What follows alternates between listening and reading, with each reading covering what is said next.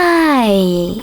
In front of me is HUAWEI Mate 50 Pro, and today I would like to show you how you can manage easy mode on this device. Firstly, go into settings and scroll down. Then click on accessibility features. Now you need to tap on senior mode over here and click on this switcher in order to activate it.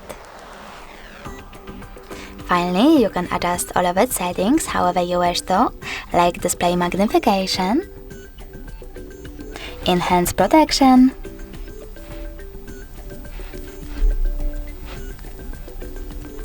and senior mode in apps.